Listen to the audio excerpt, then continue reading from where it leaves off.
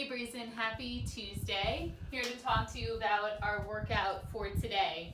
Our first part, we have a 15-minute cap of what we are calling Annie meets Diane. So 2 different CrossFit benchmark workouts that we'll be hitting underneath the viaduct today. The first one starting with Annie, which is 50, 40, 30, 20, 10. Double unders and sit-ups. So you do 50 double unders, 50 sit-ups, 40 and 40, so on down to 10 and 10.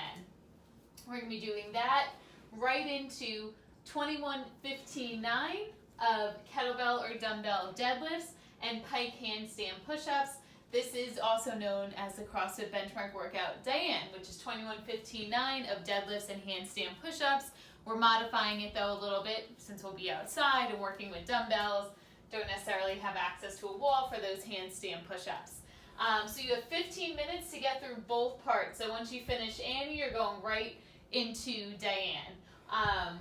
If you are going to be doing single unders, I'm proposing that you do 1.5 times the normal rep scheme.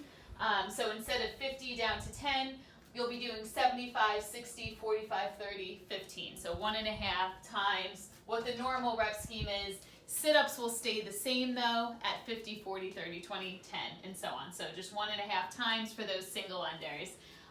Since we only have 15 minutes to get through both parts here, we want to make sure that we're kind of assessing where we're at. Today's not necessarily the day to be practicing your double unders. I know sometimes we say, oh, you can do 30 seconds of double under practice. Today I would say in order to still maintain the stimulus of the workout and the intention behind the workout, if 50 seems like a lot of double unders or 40 seems like a lot of double unders, and you're going to have to break it up into, more than, 3 sets, even that's a lot for this one, I would encourage you to do single under. So if you're proficient at double unders, these numbers shouldn't necessarily scare you. If you see them, you're a little nervous, let's just go to our single under option. So talking about these movements, double unders, let's just make sure keeping our arms in nice and tight at our sides, shoulders are relaxed, wrists tucked in. We don't want our arms going out like this. That's when our rope kind of gets messed up and we start to trip a little bit. Also making sure that we are jumping high off the ground, high enough to get that jump rope to pass 2 times through. Trying to avoid, again, arms going out, trying to avoid when we have kind of that donkey kick as well with those double unders. Sit-ups, I think you guys know these. Tapping behind us, and then all the way up past our feet. Can either do butterfly or bend those legs in for those sit-ups.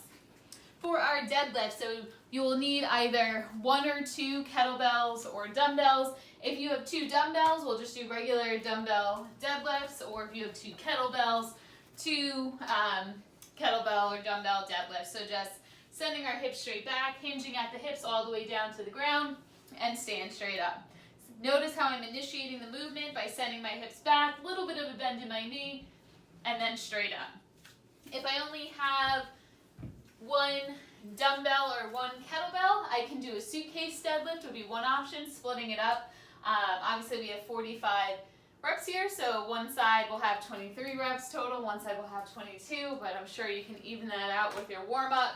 Meaning with that suitcase deadlift, I'm just going to be doing it with 1, so if I have 1 kettlebell or dumbbell, same point of performance, I'm sending my hips straight back, hinging at the hip, all the way down to the ground, and then up. So I could split up the reps that way as well. However you want. So you can do, for the first part, 10 on one side, 11 on the other, and so on. Same if you have a kettlebell as well. That would look exactly the same for those deadlifts. Next we have our Pike handstand push-ups, which I know we did a lot when we were on Zoom classes. So this is actually a really good movement to incorporate into your training. Even if you are already fairly proficient at handstand push-ups, pretty good at handstand push-ups, this is a really good way to work on that strict pushing strength, that tripod position, so you can work on the strength component of it, getting strong enough for your handstand push-ups, and improving your handstand push-ups, as well as the positioning work of making sure when we lower our head down, we're getting into a nice tripod position. So for these Pike handstand push-ups, I'm going to have my feet maybe around shoulder width, maybe a little bit wider, Bending over to the ground. I can either go up on my toes if I have tight hamstrings. I can have a bend in my knee. Don't worry about keeping your legs entirely straight. From here, all I'm going to do is slowly lower my head down past my hands and then press straight through at the top, lowering past my hands away from my feet and then press straight through at the top. I want to focus also on tucking my chin under. I don't want to be looking out like that.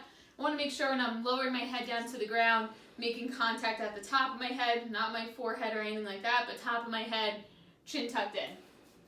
So that's our first part that we have. Again, you have 15 minutes to get through this. After that, we're going to go into 12 rounds alternating on the minute between one cobblestone lat, which I think we're familiar with at this point, running that obviously, a 40-second suitcase hold. So kettlebell or dumbbell, holding just one of those objects at your side. So it's suitcase hold is only one dumbbell or kettlebell, holding it here, trying to stay nice and neutral, fighting the urge to fall to one side, engaging our core in order to stay nice and even on both sides, even though I have an object on one side.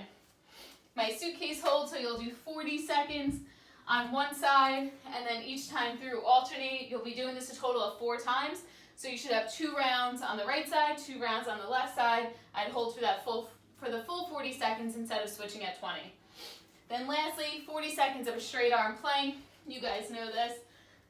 Top of push-up position, tucking my tailbone under, not having kind of an arch in my back. Tucking, tailbone under, holding this for that full 40 seconds. No hips in the air, no sagging hips. Nice neutral position for that full 40 seconds. And again, that's 12 rounds alternating on the minute. You'll be hitting each of those 4 times. Yeah, that's our workout. Make sure you pack a mat, 1 to 2 dumbbells or kettlebells, depending on what you have and what you feel like carrying, and a jump rope. And we'll see you underneath the viaduct.